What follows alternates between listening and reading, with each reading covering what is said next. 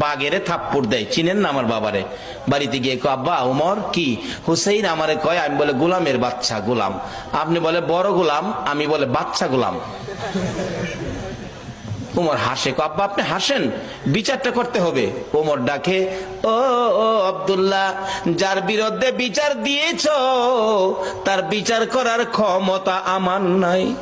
রে আব্দুল্লাহ, যেই নবী সেজদায় গেলে হুসাইন নবীর ঘাড় মুবারকে বসে থাকে, হুসাইন ঘাড় মুবারকে বসে থাকলে আমার নবী নামাজের তাসবিহ 5 বার 7 বার 9 বার 11 বার হুসাইন নামে না।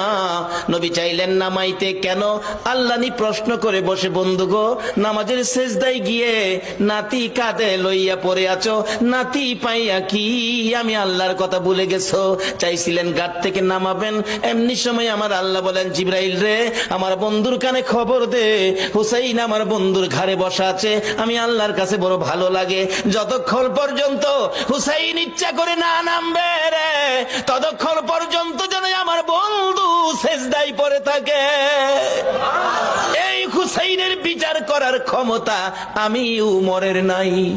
না বাবা, বিচার করতে হবে, যাও জুমার দিন বিচার হবে মসজিদে নববীতে। ওমর রাষ্ট্রপতি মিম্বরে উঠে ঘোষণা দিলেন, হুসাইন আছেন? হ্যাঁ।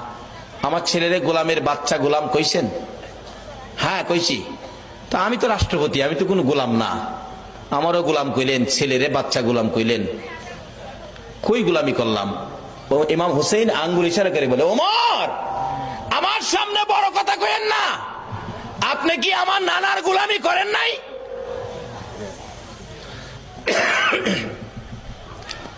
ওমর দুইটা চোখের পানি গাল বেয়ে বেয়ে জর্জর করে ছেড়ে দিলেন।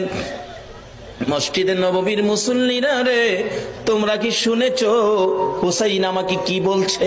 শুনেছি। আমি বলে নবীর গোলামি করেছি। হ্যাঁ। হুসাইন পারবেননি এই কথাটা কাগজে লিখে দিতে? পারবো, আমি দেখছি যেটা পারবো না। আমার নানার গোলামি করেছে ওমর, তাই ওমরের ছেলেরে গোলামের বাচ্চা গোলাম গালি দিলাম।